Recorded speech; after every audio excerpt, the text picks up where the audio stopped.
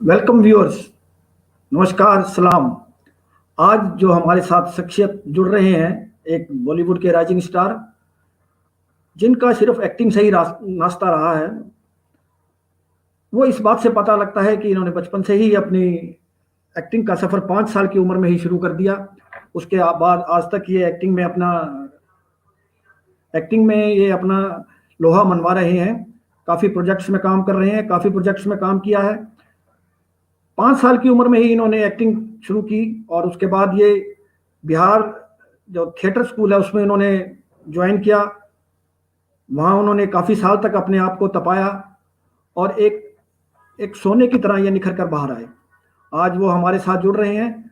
एक अपने आप में एक बहुत बड़ा नाम है, शहदाब रहबर खान। मैं अब उनसे अनुरोध करूंगा कि वह हमारे साथ जुड़े।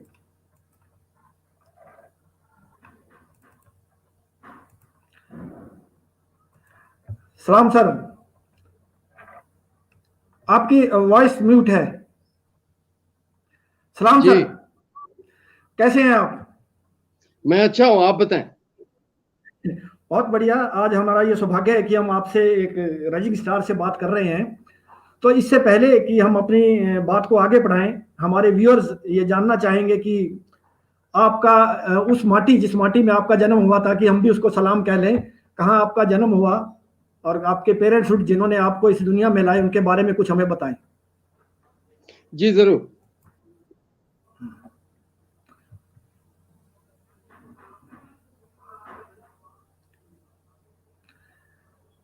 हमारे एक मित्र कौशिक जी हमारे साथ जुड़ गए मेरी हैं, आवाज उनका आ रही भी है आपको? स्वागत है।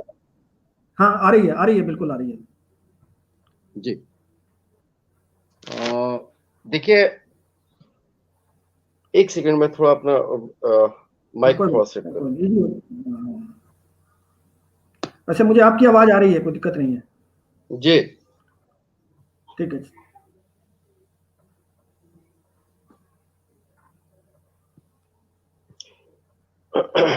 देखिए, मेरी पैदाइश जो है वो पटना में हुई है। मेरी सर, पैदाइश हुई है वो पटना में हुई है और मैं पटना से ही ताल्लुक रखता हूँ। पटना ने बहुत से कलाकार हमें, बिहार ने तो बहुत से कलाकार हमें दिए हैं। आपके कुछ पेरेंट्स के बारे में बताइए, आपके पेरेंट्स क्या करते हैं? हेलो। हेलो। हाँ, शायद ये लिंक कहीं आपका नेटवर्क में थोड़ी प्रॉब्लम आ गई है। हाँ, आवाज आ रही है मेरी आपको? जी, एक सेकंड मैं कनेक्ट कर रहा हूँ। Okay okay.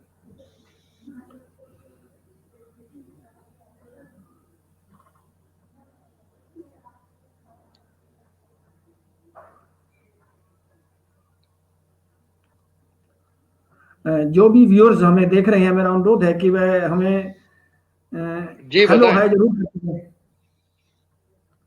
ताकि हमें हेलो। पता लगता रहे कि हाँ जी, हाँ जी सर, आ रही है आवाज, आ रही है मुझे। अभी लाइव नहीं हुए आप, आवाज आ रही है। हाँ सर, ठीक है। ठीक है, ये ऐसे ऐसे जब लाइव दूर से, आप मेरे ख्याल बॉम्बे से जुड़ रहे हैं हमारे साथ। जी।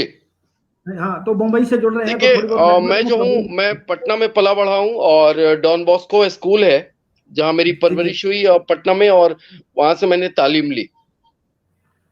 तो आपके जो पेरेंट्स, आजकल आपके पेरेंट्स क्या करते रहे? आपके फादर और मदर क्या करते हैं? फादर हमारे मतलब में एडवोकेट हैं और अभी भी हैं, और मम्मी जो है वो घर में रहती हैं, हाउस वाइफ हैं। हाँ हाँ। तो ये जो आपका एक्टिंग का जो सोच है आपकी, जो आपने 5 साल से शुरू कर दी, तो इसके पीछे किसका हाथ था? ये कैसे आपके दिमाग में आई कि मैं एक्टिंग की तरफ जाऊं? एक्टिंग, देखिए दरअसल क्या है कि जब मैं 10 साल की उम्र था जब, तो मैं डॉन बॉस्को स्कूल में जब मेरी परवरिश पढ़ाई हो रही थी, तालीम जो मैंने पाई वहां, तो उसी के दरमियान मैंने ईयरली मेरा वहां होता था सब कुछ, एक ड्रामा का शो होता था, तो उसके अकॉर्डिंग हमने बहुत सारी चीजें की हैं। मैंने नाट्य शास्त्र को पढ़ा है। हमारा ओके। बाज़ाब्ता वहां एक क्लास होता था, एक नाट्य ठीक। शास्त्र का। ठीक है, ठीक है। जी, आवाज आ रही है? हाँ हाँ, आ रही है, आ रही है। आपकी वो अभी वो फोटो स्टिल हो गई है, लेकिन आवाज पता आ नहीं रही है क्या हो आपकी। गया, ये टेक्निकल कुछ चीजें हो जाती हैं हाँ कभी कभी, बहुत हाँ, खराब हो इसमें जाती कभी दूर से बात कर रहे हैं तो हो जाता है ऐसा। बोलिए सर, बोलिए। तो मैं वहाँ जब पढ़ रहा था तो हमारी उम्र उस वक़्त बहुत छोटी थी, बट ड्रामा का एक शौक था और हमने वो चीज़ वहाँ की। तो उसको तो करने के दौरान मैं करता गया और हर साल करता गया, उसमें ग्रो किया मैंने। अपने एजुकेशन के साथ-साथ मैंने आर्ट को भी अपना एक क्राफ्ट बनाया और उसपे मैंने फ़ोकस किया। और तो जब इसमें फ़ोकस आपके किया तो वो चीज़ बहुत फ़ायदेमंद साबित हुई मेरे लिए। तो आपके इसमें मेंटर कौन रहे जिन्होंने आपको ये उत्साहित किया कि जी, नहीं आपने ये काम करना है? आपके मेंटर यानी जो आप जिन्होंने आपको सिखाया, जिन्होंने जिनका काफी योगदान रहा आपके मेंटर इसकी की बात एक्टिंग कर में। रहे हैं आप। हाँ, मेंटर। देखिए क्या होता है कि वहाँ जो हमारे स्कूल में ही टीचर होते थे, तो एक संगीत के टीचर होते थे, नाट्य के टीचर होते थे। तो मैंने उन लोगों से ही जब हमारा एक होता क्या है कि जब हम कोई प्लेस करते हैं तो उसके कोई डायरेक्टर होते हैं। तो जो ठीक है। डायरेक्टर होते हैं हमारे तो वही सारी चीज़ों को बताते हैं। Right sir, right. तो हमने अलग से किसी एकेडमी में नहीं गए हम और वो चीज़ चलती रही वैसे ही। और क्या होता है देखिए स्टूडेंट चाहे किसी छोटे स्कूल में पढ़े या बड़े स्कूल में पढ़े, मेरा ये मानना है कि अगर स्टूडेंट के अंदर काबिलियत है, सलाहियत है, तो वो कहीं भी पढ़े। हम्म, उसे एक ठीक है। पारखी नज़र होनी चाहिए और उसका जो हम्म, डेडिकेशन है, उसे मतलब कि अपनी मंज़िल की तरफ आगे बढ़ने में कामयाबी देता है। हमारे मित्र हैं कौशिक जी, वो आपको सलाम कह रहे हैं, यहाँ के हिसार के रहने जी, वाले हैं, शुक्रिया, आदाब। प्रोफेसर हैं या एचयू में। तो हम जब यहाँ से चल रहे थे तो आपका बीच में हमने कहीं पढ़ा कि आपने ये जो बिहार का थिएटर भी ज्वाइन किया, थिएटर एकेडमी या स्कूल है जो भी है उसको भी ज्वाइन किया। तो वहाँ वहाँ वहाँ कैसे पहुंचना हुआ आपका? अ, देखिए जब हम पटना में ही है वो है बिहार आर्ट थिएटर जिसे हम कहते हैं। जैसे दिल्ली में एनएसडी है हाँ जी, हाँ जी। और यूपी में लखनऊ में एक जगह है भारत नाट्य अकेडमी बोलते हैं बीएनए। तो ठीक है उसी सर। तरह से हमारे बिहार पटना में ये चीज़ है जिसे बिहार आर्ट थिएटर कालिदास रंगाले के नाम से ज़्यादा वो फ़ेमस है। हम्म, तो हम जब स्कूल जाते थे और जैसे-जैसे मेरी उम्र बढ़ती गई, तो मैंने उसके बारे में फ़ोकस किया, फिर मुझे किसी ने बताया और हम वहाँ जब गए, तो वहाँ मेरी एक मुलाकात हुई एक मनीष भाई से, एक राजा भाई से। तो इन लोगों ने मुझे काफ़ी कोऑपरेट किया और बताया कि ऐसे आप सालाना इतने नाटक कीजिए और वो चीज़ क्लियर होगी और सीखने में हमें हेल्प मिलेगा। तो वो चीज़ जब हम गए वहाँ उन लोगों से मुलाकात हुई तो उन्हें वो चीज़ वो करवाई और हम वहाँ के स्टूडेंट हो गए। तो ये जो आपकी बॉलीवुड की जर्नी है, जब बॉलीवुड तक आपका कैसे पहुंचना हुआ, वहाँ वहाँ श्रेय किसको देते हैं अभी बॉलीवुड में आने का? जी, माफ़ कीजिएगा मैं आपकी सवाल को समझ नहीं पाया। या आपकी जो बॉलीवुड की जर्नी है, आप बॉलीवुड बॉम्बे में कैसे पहुंचे, पटना से बॉम्बे कैसे पहुंचे? जी, पटना टू बॉम्बे और बॉलीवुड जो कह लें। तो जब हम गए थे कालिदास रंगालय में तो तकरीबन मैंने 10 साल थिएटर किया है वहाँ पे। और 10 साल के थिएटर का जो अनुभव है, जो मेरा पहला कैमरे का एक्सपीरियंस है, तो पटना में एक दूरदर्शन आता था, पटना दूरदर्शन जिसे हम लोग कहते थे और बिहार के लोग जानते थे, तो वो बिहार स्टेट में चलता था। आज से ये 16-17 साल पहले की बात है। तो उस वक़्त मेरी एज बहुत कम थी और क्या होता है कि जिन लोगों को चाहिए होता है अच्छे एक्टर, तो वो आज भी कालिदास रंगालय में आते हैं और अपने क्राफ्ट, अपने सब्जेक्ट, अपने कंठ के मुताबिक अपने अच्छे एक्टरों को लेते हैं। तो ठीक है सर। वैसे ही वहाँ पर उन लोगों ने हायर किया था और मुझे वो काम मिला था मुझे। तो क्या उस कोई प्ले था या शॉर्ट फिल्म थी वो कोई? कैमरे के सब शॉर्ट फिल्म थी या जी, कोई तो जी, कोई शॉर्ट फिल्म थी या जो जो आपको पहला मैंने कैमरा वहाँ पर थिएटर? क्या हुआ कि मैंने कालिदास रंगालय में जब हम कर रहे थे तो वहाँ हमने चुटकी भर सिंदूर जब सीरियल किया हमने ये डेली एपिसोड था ये और उसके बाद मुझे ईटीवी बिहार करके एक आता है जैसे ईटीवी हर स्टेट में है हाँ तो वैसे बिल्कुल ही बिल्कुल। ईटीवी बिहार भी आता है। तो ईटीवी बिहार पे एक शो आता था क्राइम पेट्रोल उसे कहते हैं हम दास्ताने जुर्म। अभी नहीं ठीक है। आता वो शो तो उसके डायरेक्टर होते थे विवेक रॉय। तो ओके। विवेक राव जी ने एक मेरा प्ले देखा था, परदेसी राम वर्मा की लिखी हुई कहानी थी जिसका नाम था जो घर जा रे अपना। मतलब जा रे एक सेंटेंस, एक वर्ड है जिसे हम बोलते हैं जो घर तोड़े अपना। तो ओके। ये प्ले देखने आए थे, उसमें मेरा एक लाइन था, है कोई माइका लाल जो पकड़ सके मेरी कलाई। तो ये जो मेरे सेंटेंस, तो इसमें मैंने मेन विलन का किरदार निभाया था, तमेर दाऊ। ठीक ठीक। तो उसके बाद उन्होंने मुझे, नाटक खत्म होने के बाद उन्होंने मुझे तकरीबन मुझसे बात की आधा घंटा, और मुझे लगभग 12 से 13 एपिसोड दिए दास्ताने जुर्म के। वो सारे एपिसोड करने के बाद मुझे लोगों ने कुछ एडवाइस भी दी, और मैंने घर के लोग मुझे इजाजत नहीं दे रहे थे, मगर मैं घर से निकल चुका था और मैं मुंबई निकल चुका था सन 2007 में। तो सन ओके। 2007 में जब मैं निकल चुका था, तो वहां जब पहुंचा तो बड़ी टफ जर्नी रही शुरुआती दौर की। लेकिन वहां जब पहुंचा तो मेरी मुलाकात हुई। मुझे किसी ने बताया कि एसवी रोड एक जगह है, जोगेश्वरी में एक जगह है एसवी रोड, वहां पे रूबी हॉस्पिटल है, उसके बगल में बीआर फिल्म्स है। तो बीआर फिल्म। बीआर फिल्म्स जो है, मैं वहां गया, वॉचमैन ने, मैंने उसको बोला कि भाई ऐसा ऐसा है, मैं एक्टर हूँ। और उस वक्त का एक जो मेरे चेहरे का शेप था, जो एक नक्शा था, वो बिल्कुल ही जुदा और मुख्तलिफ कह लें हम, जो अभी से बिल्कुल अलग था। तो हुआ यूं कि मुझसे उससे आर्गुमेंट्स हो गई, और आर्गुमेंट्स होने के बाद काफी वक्त रुका रहा वहां पे। उतने में एक एक्टर आए, उनका नाम राजू देसाई था। वो ठीक एक ठीक। सीरियल आती थी DD1 पे उस वक्त, आप बीती। हाँ ठीक है, बिल्कुल ठीक आप कह रहे हैं आप। बीती, शायद आप हाँ लोगों ने देखा होगा, हाँ, DD1 पे बिल्कुल शो आता बिल्कुल। था। हाँ सन ठीक है ठीक। 2005, 7, 8 उस वक्त की बात है। तो ठीक कह रहे हैं, उन्होंने सुना कहा कि है। क्या करते हो भाई, क्या बात है? मैंने बोला सर, मैं एक एक्टर हूँ, और मुझे इजाजत नहीं दे रहे हैं अंदर आने के लिए। मैंने सुना है कि ये स्टूडियो है, और वो बहुत बड़े प्रोड्यूसर डायरेक्टर की स्टूडियो थी, जिसे हम जानते हैं सभी, बलदेव राज चोपड़ा के नाम से। हाँ बिल्कुल, सब तो जानते बलदेव हैं। राज चोपड़ा जी की उनकी एक फिल्म आई थी निकाह, बाबुल, बागबान, सब उन्हीं के प्रोडक्शन की है। उन्होंने बोला कि ठीक है, आइए अंदर आप। तो मैं अंदर गया, उन्होंने एक लोकेशन था, एक क्रेन शॉट लगा हुआ था, उन्होंने कहा कि इस मार्के पे जाइए और बताइए कि आप क्या कर सकते हैं, मैं डायलॉग्स नहीं दूंगा, और आप बताइए कि आप क्या कर सकते हैं अपनी तरफ से। मैं बोला कि सर एक काम करते हैं कि आप कुछ क्यू देंगे मुझे? उन्होंने कहा हाँ क्यू दूंगा। तो बोला कि क्यू देंगे, किस तरह का क्यू रहेगा? बोले संविधान सिंघानिया, आज तुम्हारे सारे आदमी मेरे हैं और तुम्हारा कुछ भी नहीं। तो मैं ठीक है बोला सर। ठीक है सर। मैंने कैमरे के ठीक फ्रंट ऑफ अपोजिट साइड मैंने करवट लिया, और टॉप एंगल में कैमरा था, क्रेन शॉट में। तो बोले सिंघानी, वो मोनिटर पे बैठे हुए थे, तो बोले सिंघानिया, आज तुम्हारे सारे आदमी हमारे और तुम्हारा कुछ भी नहीं।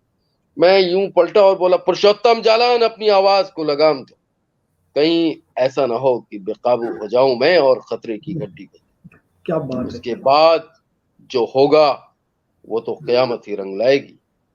तो इतना क्या होता है कि, देखिए क्या होता है ना, कि एक जो थिएटर के एक्टर होते हैं, थिएटर के एक्टर की खासियत ये होती है कि वो जिस जगह भी रहेंगे ना, वो अपनी छाप छोड़ जाएंगे। है। अच्छा, ठीक, ये ठीक उन्हें कह रहे हैं मिट्टी आप। को सोना बनाना आता है, चाहे वो थिएटर का एक्टर कोई भी हो, मैं हूं या कोई भी हो।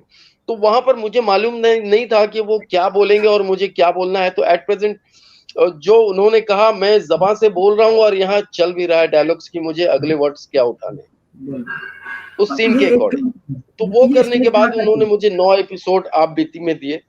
छोटे भी रोल थे, बड़े भी रोल थे, हर रोल अलग अलग टाइप के थे। तो वहां पे उसमें किया मैंने काम। फिर एक थोड़ा सा और स्ट्रगल बढ़ा मेरा। फिर 1.5 साल कोई काम नहीं। फिर मुझे अचानक एक कोऑर्डिनेटर थे अहमद साहब, उन्होंने मुझे एक रोल दिलवाया मुझे इसमें सहारा वन में। बोला सारा ठीक है भाई। ठीक है। शो आता था माता की चौकी, मुझे 2 दिन के काम के लिए भेजा था उन्होंने। और उस 2 दिन के काम में मैं जब गया, तो मुझे वो फायदा जो वहां पे महसूस हुआ कि प्रोडक्शन वालों ने प्रोड्यूसर को बोला, प्रोडक्शन को बोला कि भाई ये एक्टर जो है इसको कंटिन्यू डालिए। बोले कौन एक्टर है? शादाब रहबर खान। तो मैं बोला कि उन्होंने बात की मुझसे, और मैंने बोला कि ठीक है भाई, ऐसे ऐसे मंथली हमें मंथ में लगभग 12 से 18 दिन देने होंगे, मिनिमम 12 और मैक्सिमम 18। बोले ठीक है। वो शो हमने किया और उसमें डिफरेंट डिफरेंट कैरेक्टर हमें निभाने को मिलते थे। तो हमने वो शो किया। फिर उसके बाद मुझे उसके बाद एक और शो मिला जिसका नाम है स्टार वन पे आती थी ढूंढ लेगी मंजिल हमें। फिर वो भी सीरियल लगभग 1.5 साल किए मैंने। फिर वो ओके करने के बाद मुझे फेयर फाइल्स जी टीवी पे मिली, बिग मैजिक पे पुलिस फाइल, क्राइम, सावधान इंडिया, इस तरह के बहुत सारे शोज में करता रहा। लेकिन एक चीज है कि वो सब करने के साथ साथ मैंने नाटक, थिएटर हमेशा बॉम्बे में भी करता रहा मैं। वहाँ बॉम्बे इप्टा से मैं जुड़ा रहा मसूद अख्तर साहब के साथ। तो ठीक ठीक वहाँ पे भी वो चीज़ चलती रही। मैंने बहुत बड़े-बड़े प्लेस किए हैं उसमें, जैसे कि अंधा युग, उसमें मैंने वृद्धाचक का रोल किया था। फिर उसके ठीक बाद ठीक तुगलक अजीज का रोल किया मैंने। सब मतलब हिंदी में भी ऐसी हिंदी जो एकदम कठोर, जिसके कठोर शब्द है जी बड़े टफ और बोलने में जो बड़े, तो तुम हमें ये चेष्टा कर रहे हो समझाने की, तो चेष्टा जैसे वर्ड या फिर इस तरह के और भी कई वर्ड्स आते हैं। तो वो सारी चीजें बहुत डिफिकल्ट, एक मोमेंट पैदा हो जाता है, इंसान लड़खड़ा जाता है डायलॉग्स बोलने में, एक्टर फंबल करते हैं, ओवरलैप होता है, बहुत सारी चीजें होती हैं।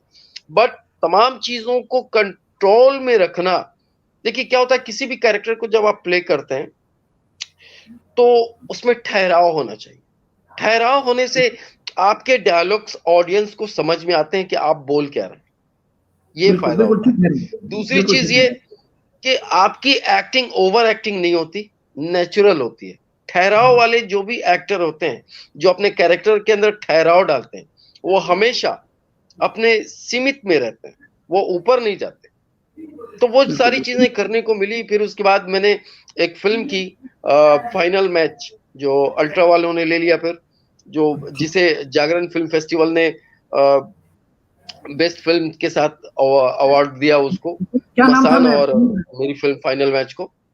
फिल्म का अच्छा जी फाइनल मैच ओके ओके जी, फाइनल मैच।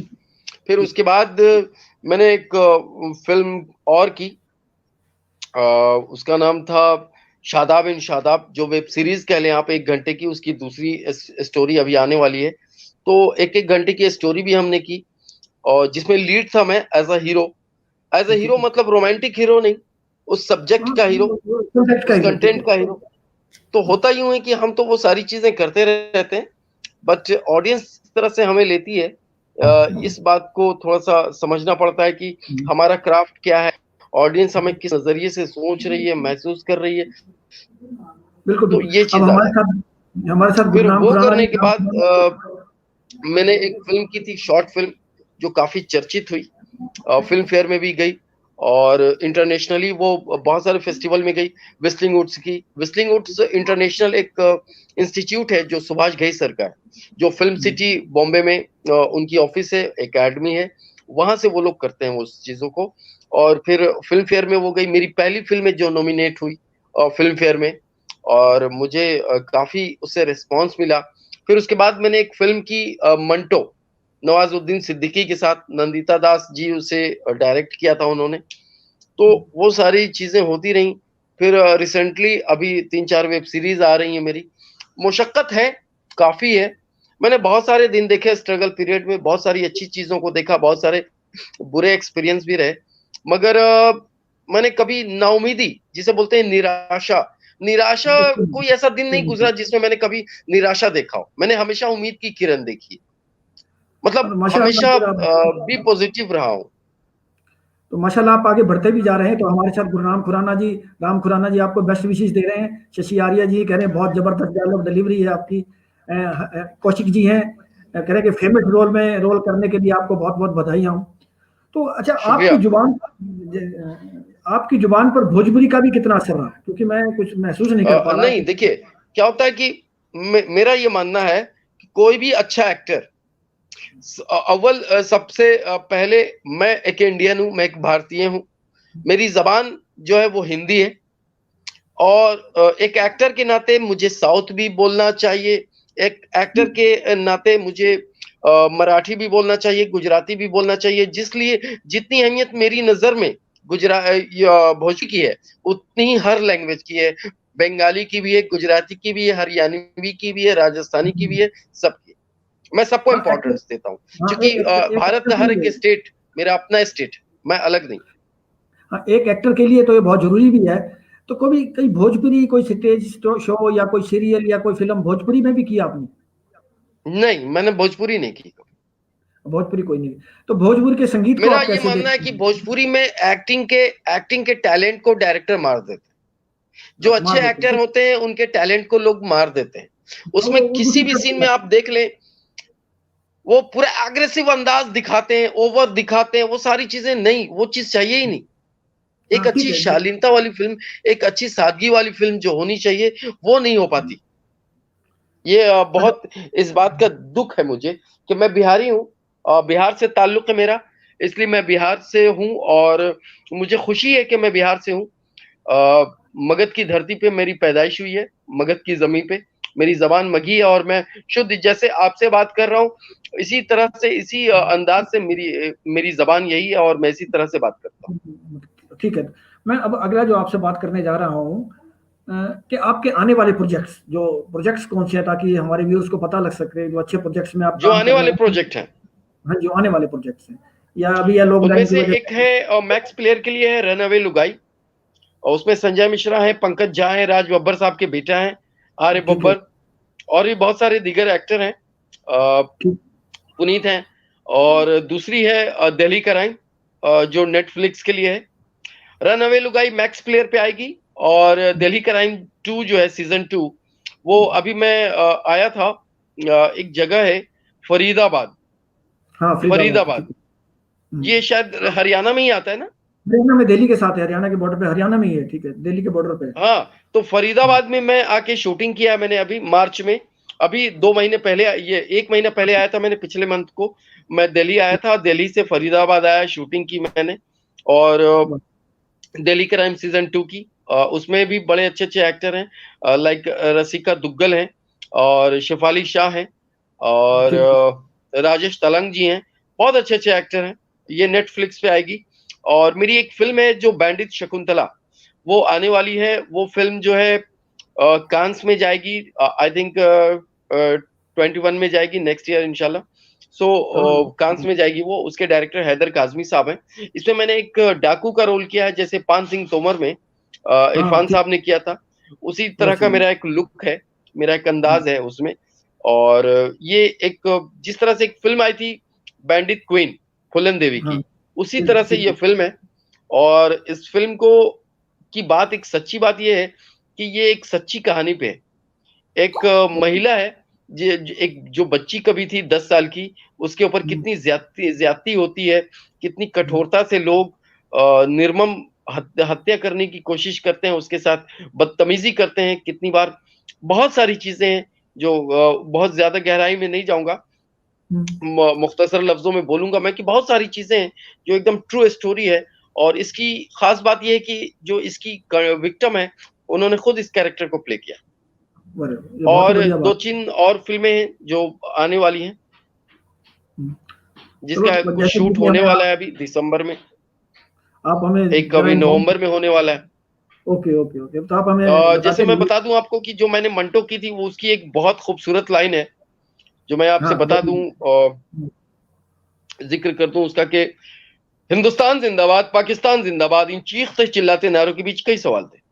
मैं किसे अपना मुल्क कहूँ? लोग धड़ाधड़ क्यों मर रहे थे? इन सब सवालों के मुख्तलिफ जवाब थे। एक हिंदू जवाब, एक मुस्लिम जवाब, एक हिंदुस्तानी जवाब, एक पाकिस्तानी जवाब। कोई इसे 1857 के खंडर में ढूंढता है, तो कोई इसे मुगलिया हुकूमत के मलबे में टटोलने की कोशिश करता है। सब पीछे देखते हैं। लेकिन आज के अरे, कातिल लहू और लोहे से तारीख लिखते जा रहे हैं। मजमून सुनाते सुनाते मैं आप सबसे मार खा लूंगा और उफ तक नहीं करूंगा। लेकिन अरे, हिंदू मुस्लिम फसाद में अगर किसी ने मेरा सर फोड़ दिया, तो मेरे खून की हर एक बूंद रोती रहेगी। मैं एक आर्टिस्ट हूं, मुझे ओछे घाव और भद्दे जख्म कतई पसंद नहीं। या यूं भी कह लें कि जमाने के जिस दौर में हम गुजर रहे हैं, अगर आप उससे नावाकिफ हैं, तो मंटो के अफसाने पढ़िए। अगर आप उन अफसानों को बर्दाश्त नहीं कर सकते, तो इसका मफहूम ये है कि ये जमाना ही नाकाबिले बर्दाश्त है, मंटो के अफसाने कतई नहीं। अरे ये क्या बात। मंटो के लाइंस से फिल्म अरे जो आई थी मतलब मंटो, मतलब ये भी एक तो खासियत उसके है ये कि इतने बड़े लाइंस से। डायलॉग को याद रखना अपने आप में ही एक कलाकार की खासियत को बताता है। उसको ज़्यादा किसी को बताने की ज़रूरत नहीं है। चलो हम अब इसको दूसरी तरफ ले जाते हैं। आपका बेस्ट शूटिंग लोकेशन आप किसे मानते हैं इंडिया में? या कभी अब्रॉड में कभी सुना, या इंडिया में कहाँ किसे मानते हैं बेस्ट शूटिंग लोकेशन? जी माफ कीजिएगा। बेस्ट शूटिंग लोकेशन, लोकेशन जी इंडिया में आप कहाँ कहाँ मानते हैं? लोकेशन जो हमने किया है, अभी एक फिल्म की थी हमने गुलमकई, वो कश्मीर में की थी। कश्मीर में जो जगह है सोनमार्ग, वहां शूटिंग की थी हमने। ठीक है, अ, और बाज़ाब्ता उसमें पगड़ी उगड़ी पठानी एकदम बिल्कुल दिया हुआ था। एक टेररिस्ट का एक रोल था ठीक ठीक सर। बदरुद्दीन खान का, तो वो हमने किया था। तो कश्मीर में किया हमने, शिमला में भी किया है, और बनारस में शूटिंग की है, मुरादाबाद में की है, यूपी के कई लोकेशन पे किया है, तो इसमें बॉम्बे में सबसे बढ़िया, खासकर जो मड का इलाका है वहां पे। तो ये सारी मतलब देखिए क्या होता है कि इंडिया एक ऐसी जगह है, भारत एक ऐसी जगह है, एक ऐसा देश है हमारा कि जहां पे वर्ल्ड के सारे नेचर इंडिया में मिल जाते हैं।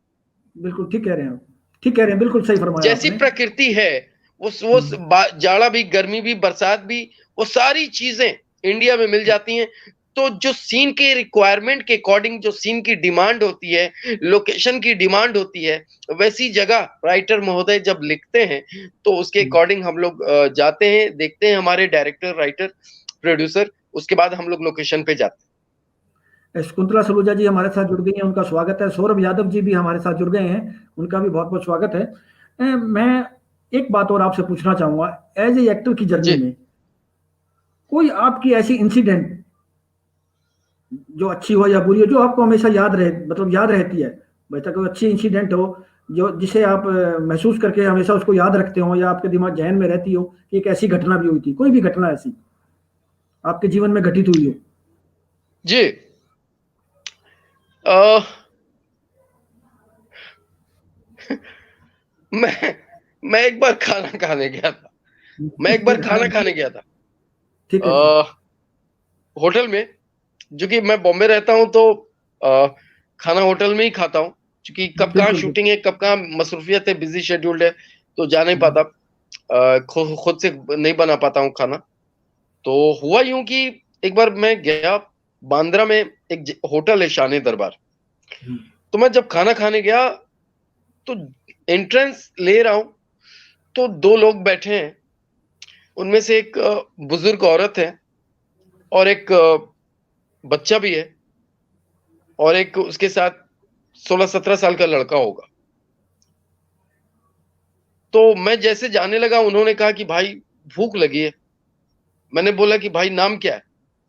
तो उन्होंने कहा कि रोटी। रोटी। मैं शॉक्ड हो गया। ओके। मैंने बोला कि मतलब, मैंने बोला कि आपका नाम क्या है बताइए ना। तो हम्म, बोले कि रोटी। ओरे। तो मुझे उस वक्त समझ में आई एक बात कि भाई, अगर किसी से किसी के मजहब के बारे में जानना है तो किसी ऐसे इंसान से पूछो जो भूखा हो, बिल्कुल उसका मजहब सिर्फ रोटी होता है। बिल्कुल बिल्कुल ठीक कह रहे हैं आप, उससे बिल्कुल सही बात। मैंने बोला कि ठीक है, आप खाना खाइए। उन्होंने खाना खाया। उसके बाद मैंने उनसे पूछा इस बात को। उन्होंने कहा कि जब किसी से आपको उसका नाम या उसका मजहब पूछना है, तो और पहले तो उसका आप पेट ऐसे भरना। इंसान से पूछिए जो भूखा हो। बिल्कुल बिल्कुल ठीक कह वो रहे हैं। यही कहेगा, न राम बोलेगा न रहीम बोलेगा, वो ये बोलेगा कि रोटी। रा से चलिए। राम भी होता है, रा से रहीम भी होता है, रा से रोटी भी होता अब मैं अब एक बात का और जिक्र करना चाहूंगा यहाँ। है। जी पता नहीं आप और लोगों ने भी जिक्र किया होगा, इरफान खान से आपकी बहुत शक्ल मिलती है, इसके बारे में क्या कहेंगे आप? ऐसे कई बार मैंने जब आपकी तस्वीरें देख रहा था तो उसमें ऐसा लग रहा था कि कोई है ना, इरफान खान कहीं दोबारा तो नहीं आ गए। काफी काफी आपकी आंखें, चेहरा आपका काफी उससे रिजेम्बलेंस है उसमें। इसके बारे में कभी किसी और ने भी जिक्र किया हो या कहा हो? जी देखिए, कुछ रिश्ते क्या होते हैं कि कुछ रिश्ते ऊपर वाला बना के भेजता है। बिल्कुल बिल्कुल। ऊपर वाला बना के भेजता है जमीन पे कुछ रिश्ते, और कुछ ऐसे रिश्ते होते हैं जिसे हम खुद चुनते हैं, खुद बनाते हैं। तो जिसे हम चुनते हैं, जिसे हम बनाते हैं, वो हमारी पसंद का होता है। ठीक कह रहे हैं। हम किसी को भाई भी बनाते हैं, किसी को बहन भी बनाते हैं, किसी को दोस्त भी बनाते हैं, किसी को माँ भी बना लेते हैं, किसी को चाचा भी बना लेते हैं, किसी को बाप का भी दर्जा देते हैं। तो कुछ ऐसा ही रिश्ता है बस इतना ही कहूंगा। शायद इसीलिए ये सारी चीजें हैं। उनकी सोच और मेरी सोच बहुत मिलती जुलती है। मैं अपनी एक खासियत बताऊं कि मैं बाय बॉर्न बचपन से ही मैंने कभी भी किसी भी प्रकार का किसी भी तरह का मांस सेवन नहीं किया। मैं वेजिटेरियन हूँ बचपन से। बहुत खूब, बहुत खूब, बहुत खूब, बहुत खूब। और इरफान साहब भी वेजिटेरियन थे। ये बात मुझे अरे हाल में पता चली, अच्छा, 2 साल पहले लगभग। अरे तो वाह, वो अरे भी वाह। वेजिटेरियन थे और मैं भी वेजिटेरियन। दूसरी चीजें, उनकी सोच में और मेरी सोच में एक चीज और टैली करती है कि उनका ये मानना है कि मेरा और भगवान का यानी खुदा का डायरेक्ट कनेक्शन है। डायरेक्ट कैसे है कि हम कोई भी कर्म करते हैं, क्रिया करते हैं, कोई भी अच्छा काम करें या बुरा काम करें, उसका हिसाब मुझे खुद देना है। ना कोई हमारे मौलवी साहब बीच में आएंगे, ना कोई हमारे पंडित महोदय आएंगे, कोई नहीं आएंगे। भगवान हमसे पूछेगा। अगर मुझे अच्छा काम काम किया मैंने, तो वो पुण्य मुझे मिलेंगे। अगर मैंने बुरा काम किया है तो पाप नर्क मुझे मिलेगा। ठीक है। तो ये सोच हमारे मेरी साथ है, वो वो सोच उनकी भी थी। हमारे साथ आर एच खुराना जी हैं, हमारे रिटायर्ड एजीएम साहब जुड़ गए हैं। वो लिख रहे हैं कि even dialogue delivery is also like Irfan Irfan Khan. मतलब काफ़ी चीज़ें हैं उन्होंने भी महसूस की हैं। तो शहदाब जी, अब हम थोड़ा सा एक प्रेजेंट, मेरे पास आपकी कुछ तस्वीरें हैं, मैं आपको दिखाना चाहूँगा। 5-10 मिनट हम उसके जी, बारे में आपसे जिक्र करेंगे। जरूर।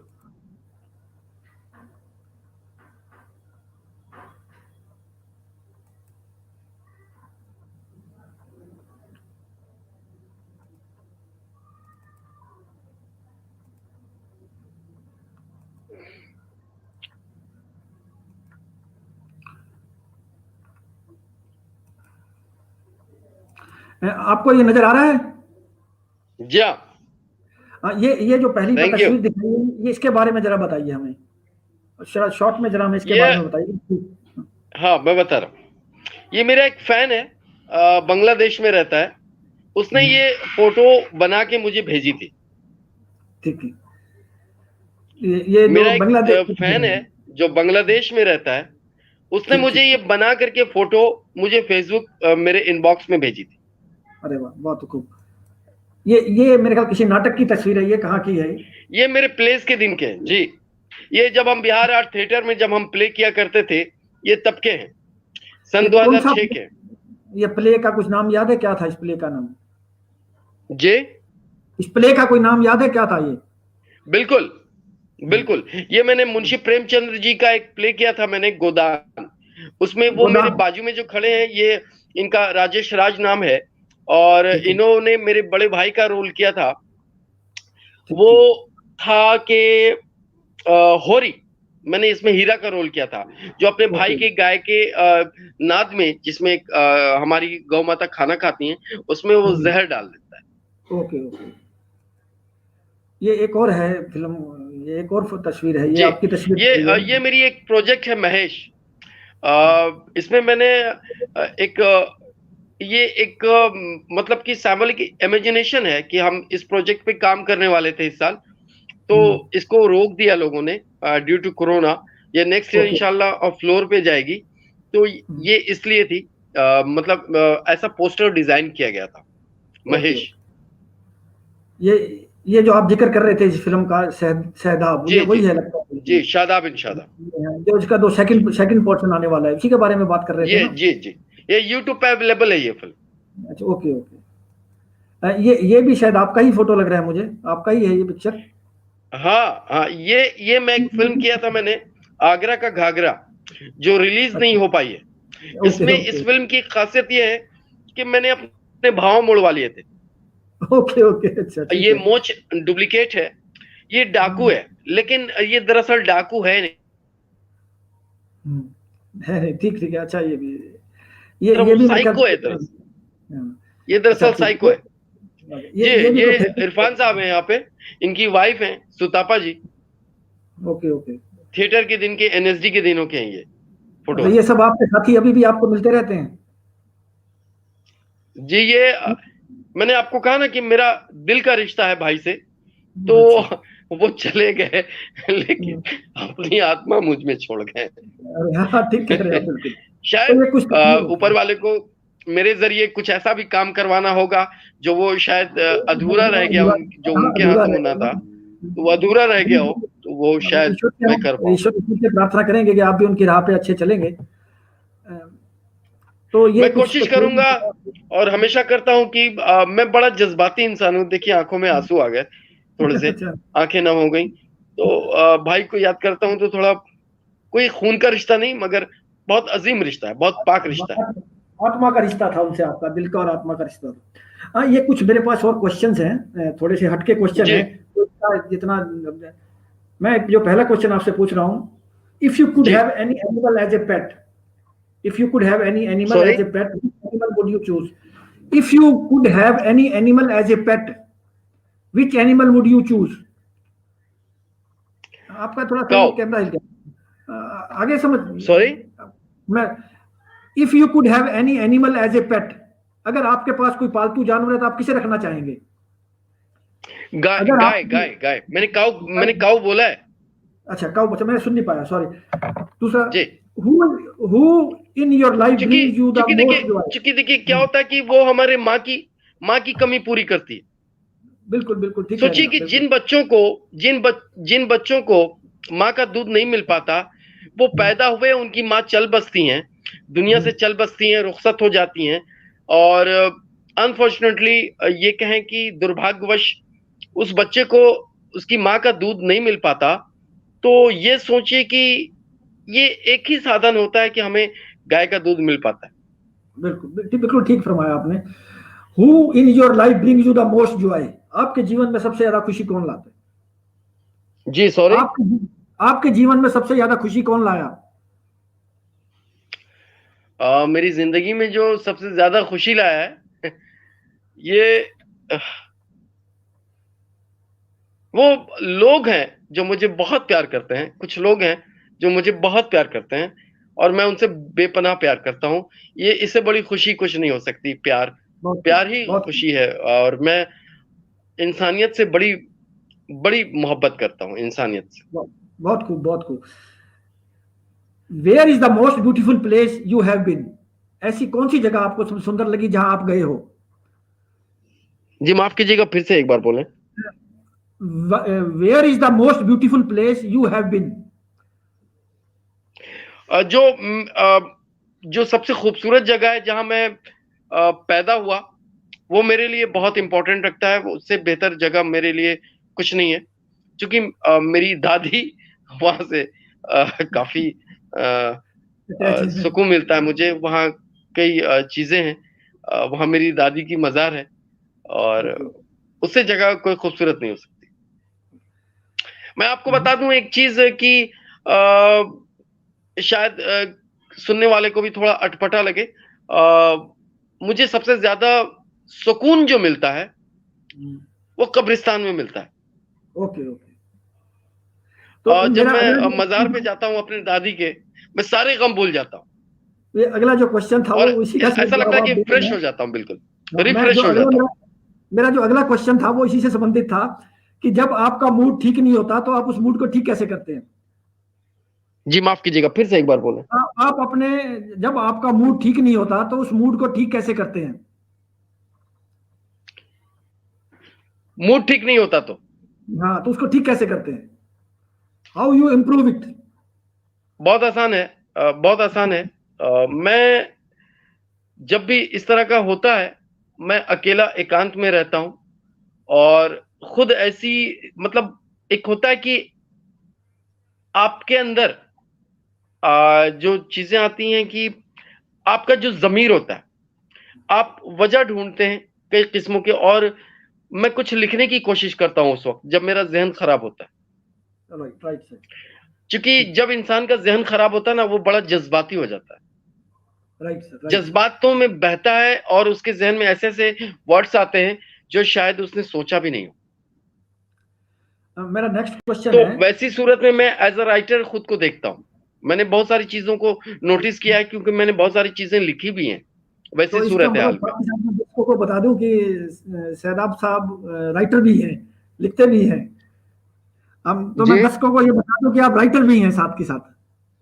नहीं, जो मेरे देखिए व्यूअर्स मैं प्रोफेशनली ऐसा कुछ भी नहीं हूँ बट मैं कभी कभी गा भी लेता हूँ, कभी कभी लिख भी लेता हूँ। देखिए, जिंदगी की हकीकत होती है जिसे हम कागज पे निचोड़ कर उतार देते हैं। Okay okay. वो जिंदगी से इंस्पायर ही होता है कुछ ना कुछ, जो हम जिसे कागज पे लिख देते हैं और वो डायलॉग में तकसीम हो जाता है। What was the best birthday gift or wish you have ever received? Which was the best birthday wish or gift you have ever received? जी, क्या कहा आपने? सॉरी। आपका बर्थडे विश और गिफ्ट जो आपको बहुत अच्छा लगा हो, जो आपने रिसीव किया हो। बर्थडे? हाँ, बर्थडे गिफ्ट। जी, क्या कह रहे हैं? Sorry. What was the best birthday wish or gift you have ever received? नहीं समझ आया? जी, देखिए, ये जो सवाल है इसमें कई सारी चीजें हैं और कुछ चीजें ऐसी होती हैं जो राज बनकर रह जाती हैं, और मैं बर्थडे जो है मैं उस पर बिलीव नहीं रखता। ओके ओके, ठीक है। क्योंकि हम सबसे बड़ी चीज क्या है कि अगर हमें ऊपर वाले ने, भगवान ने जितनी जिंदगी दी है, 60 साल या 65 साल, हम प्रतिदिन उसके लक्ष्य जो है 65 साल का, उसको क्रॉस करते जा रहे हैं। हमारी जिंदगी का एक एक साल, एक एक दिन कम होता जा रहा है। हमें ये गौर फिक्र करना चाहिए कि हम अपनी जिंदगी में कि हम आगे की तरफ बढ़ रहे हैं या पीछे की तरफ आ रहे हैं। ठीक, सही कह रहे हैं आप, ठीक है। तो मेरा जो इसका लास्ट क्वेश्चन है कि अभी आपने रेस्टोरेंट का, which is the finest restaurant you have eaten at? ऐसा कौन सा रेस्टोरेंट है जो आपको अच्छा लगा हो, जहां आपने खाना खाया हो?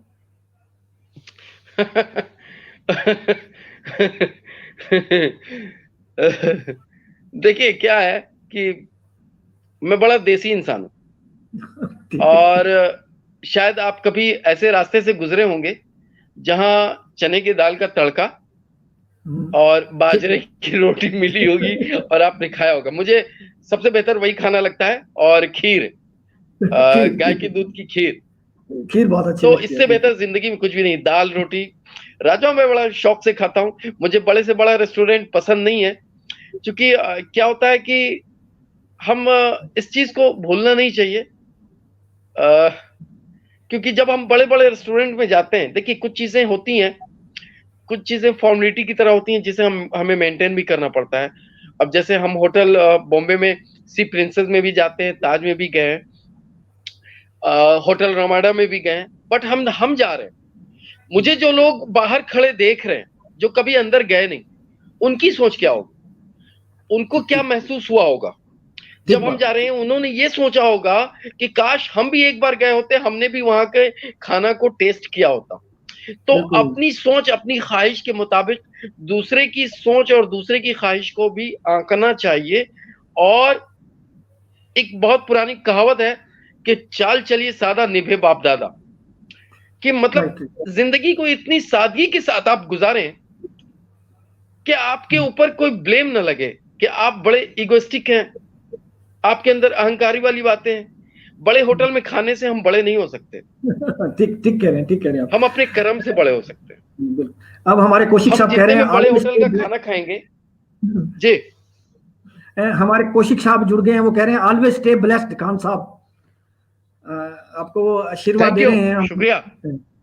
अब मैं एक क्वेश्चन और है, how often do you help? आप दूसरों की मदद कैसे करते हैं? सबसे बहुत आसान है ये, बहुत आसान है।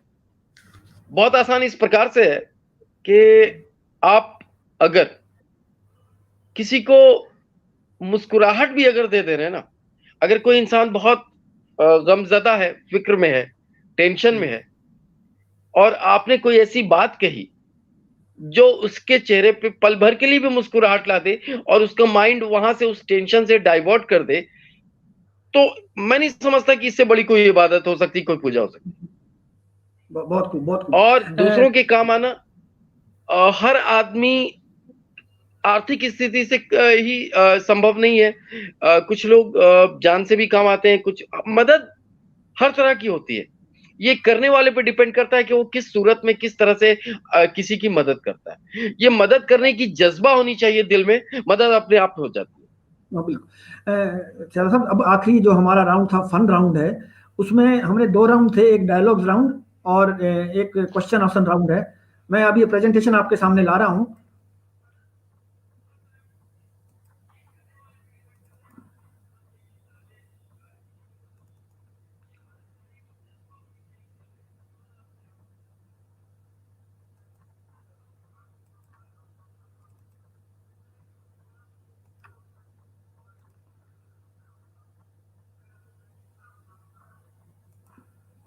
हाँ सर, ये हमारा फन सेगमेंट है। इसमें 2 तरह के क्वेश्चन है। ये जो पहला सेगमेंट रखा था, सुन रहे हैं ना आप मुझे? सदाब जी, सुन रहे हैं आप मुझे? हेलो, हेलो,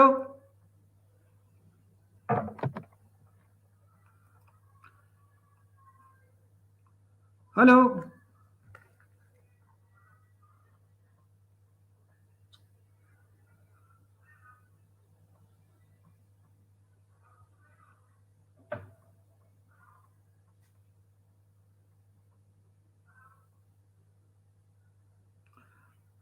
सर लगता है आप आउट हो गए हैं।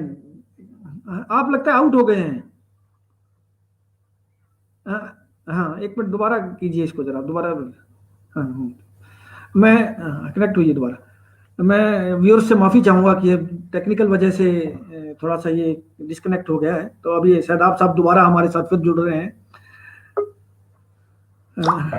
वो आ गए हैं हमारे साथ। सकते हैं। हाँ मेरा ठीक है। ये वर्क भी कर रहा है, अभी ब्लूटूथ भी काम कर रहा है मेरा। हाँ, जी अब ठीक है। तो मैं अभी एक जो जी प्रेजेंटेशन है, हमारा फन राउंड है, वो मैं ला रहा हूँ यहाँ पर।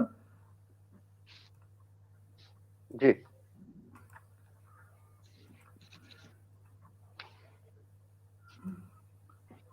ये है गुफ्तगू with RBI fun segment. Khan साहब, मैंने इसमें कुछ डायलॉग्स रखे थे कि जी जो आपको अपने अंदाज से बोलने हैं।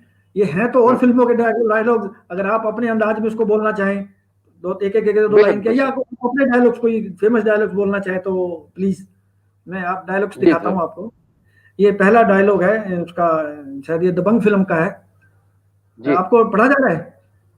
जी बिल्कुल। मैंने मैंने ये रखा इसलिए था कि शायद आप भोजपुरी में, मैं सोचा कि इसको भोजपुरी में करके दिखाएंगे।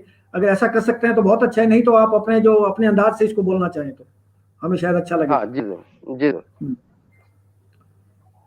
हमरा के थप्पड़ से डर नहीं लागत, प्यार से लागत बा। अरे क्या बात है! इसका मेरे पास अनुवाद भी है, मैं आपको पढ़ के सुनाता हूँ। जी जी थप्पड़ से थप्पड़ से डर नहीं लागेला साहेब, प्यार से लागेला। ये ऐसे भी बोल सकते हैं। ऐसा भी बोल जी सकते हैं।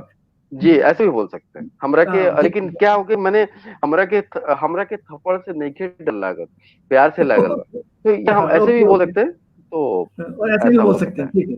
जी हाँ, एक जी दूसरा है, रिश्ते में तो हम तुम्हारे बाप होते हैं, नाम है शहंशाह।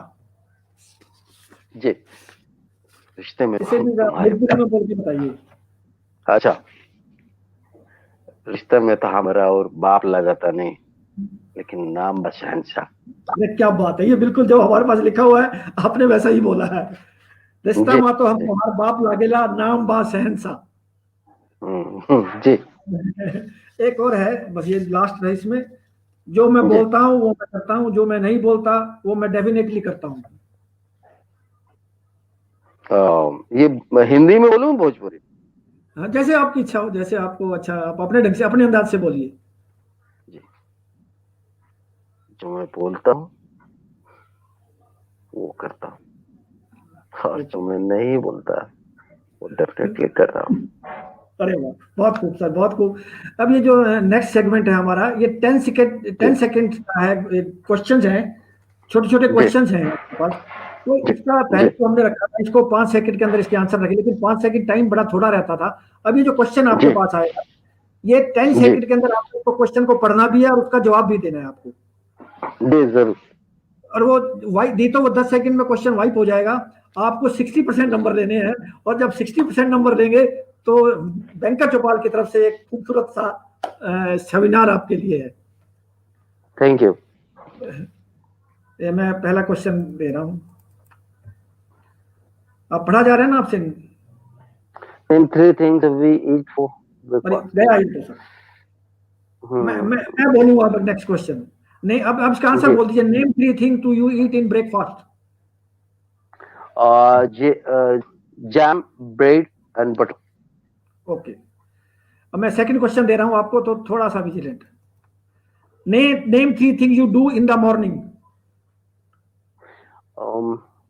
Tea,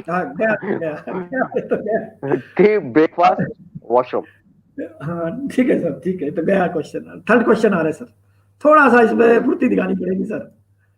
name the leader actors beginning with letter S. Salman, Shahrukh, Samir. शहबाब।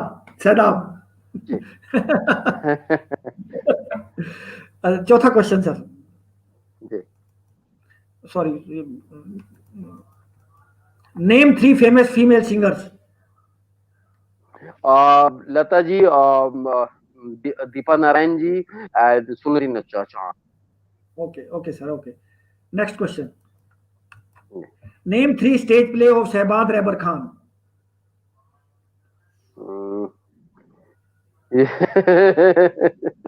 बोलिए, हम तो गोदान, जो घर जा रहे अपना, तुगलक। Okay, thank you. अब नेक्स्ट क्वेश्चन है आपका, नेम थ्री रेड फ्रूट्स।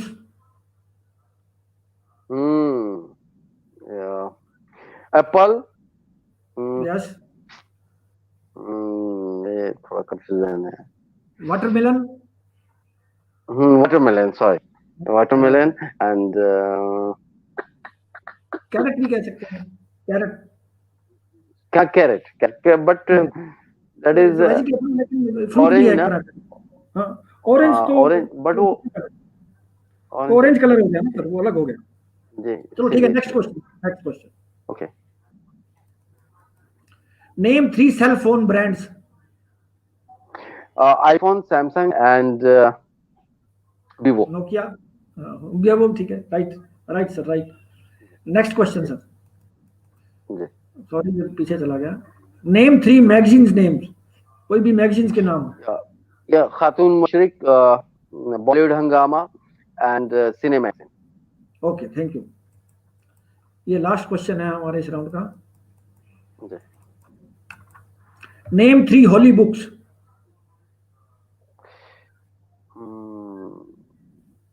मैं क्विट करना चाहूंगा यहाँ पे, यहाँ पे थोड़ा कंफ्यूजन। ओके, कोई बात नहीं सर। तो ये 10 क्वेश्चन थे जो हमने आपके ये छोटे राउंड्स के क्वेश्चन थे। तो यही हमारा ये जो आज का जो सेशन है यहाँ अब खत्म होता है, समाप्त होता है जी। तो मैं अभी जाते वक्त आपसे थोड़ा सा ये पूछना चाहूंगा कि आपको ये हमारा ये सेशन और ये शो कैसा लगा, और उसके बारे में कुछ कहना चाहें आप। मुझे जो एक चीज लगी, आपके विचार, आपका जो तरीका है वो बड़ा जमीनी है, और आपके विचार से मेरे विचार बहुत मिलते हैं, क्योंकि मैं बड़ी जमीनी अंदाज से अपने आप को पेश करता हूँ, क्योंकि मैं जमीन से जुड़ा हूँ। और वो चीज, जो आपका लहजा है, जो आपका तरीका है, वो जबरदस्त है और आकर्षित करने वाला है। और जो आपका ये प्रोग्राम है, जो इंटरव्यू लेने का ये जो सेगमेंट चाहते हैं आप, तो ये अपने आप में अद्भुत है। बहुत साफ गोई से आप इस काम को चलाते हैं, तो सैल्यूट यू। प्रवीण बानो जी भी हमारे साथ जुड़ गए हैं, तो कह रही हैं you are look like Irfan Khan, तो उनका भी स्वागत है इसमें। जाते वक्त आप कोई भी 2 लाइनें गुनगुनाना चाहें, भोजपुरी में, हिंदी में, उर्दू में, कोई भी 2-4 लाइनें गुनगुनाना चाहें। जी सर। हम तेरे शहर में आए हैं मुसाफिर की तरह, हम तेरे शहर में आए हैं मुसाफिर की तरह, सिर्फ एक बार मुलाकात का मौका दे दे, हम तेरे शहर में आए हैं मुसाफिर की तरह। बहुत मेरी मंजिल है कहाँ, मेरा ठिकाना है कहाँ, मेरी मंजिल है कहाँ, मेरा ठिकाना है कहाँ, सुबह तक तुझसे मुझे होके दूर जाना है कहाँ, सोचने के लिए एक रात का मौका दे दे, हम तेरे शहर में आए हैं मुसाफिर की तरह। बहुत खूबसूरत, बहुत बहुत अच्छा। ये तो मुझे पता लगा कि आप गायक भी हैं। बहुत अच्छी गजल आपने सुनाई, आपका अरे नहीं, बहुत बहुत धन्यवाद। और लगता है कि व्यूअर्स ने भी बहुत एंजॉय किया होगा। तो शादाब साहब, हम उम्मीद रहेंगे कि हम आपसे जल्दी फिर कभी मुलाकात करेंगे, फिजिकल करेंगे या तो इसके नेट के थ्रू करेंगे। आपका बहुत बहुत फिजिकली शुक्रिया। हो 100%, जरूर मिलेंगे। 100% फिजिकल होगा। कभी हरियाणा में फरीदाबाद बहुत की तरफ आए तो जरा हमें थैंक याद कीजिए, हम अपने आप आपसे मिलने आ जाएंगे। बहुत बहुत थैंक यू, जी, बहुत बहुत जरूर, धन्यवाद। पक्का पक्का जी, पक्का। थैंक यू, थैंक बहुत अच्छा जी, बहुत बहुत शुक्रिया सर, बहुत अच्छा लगा। यू। ये थे हमारे साथ शादाब, एक चढ़ते हुए राइजिंग स्टार। जैसे उनको एक हमने गज़ल भी सुनी, बहुत अच्छी गज़ल उन्होंने सुनाई। उम्मीद है कि आने वाले प्रोजेक्ट्स हम देख पाएंगे उनके, और उनको एक बहुत ऊंची नई ऊंचाइयों पे देखते रहेंगे। मैं आप सब ने हमारे साथ ज्वाइन किया, इसके लिए मैं आप सबका एक फिर से तहे दिल से शुक्रगुजार हूँ और आपका बहुत बहुत धन्यवाद करता हूँ। बहुत बहुत शुक्रिया, धन्यवाद।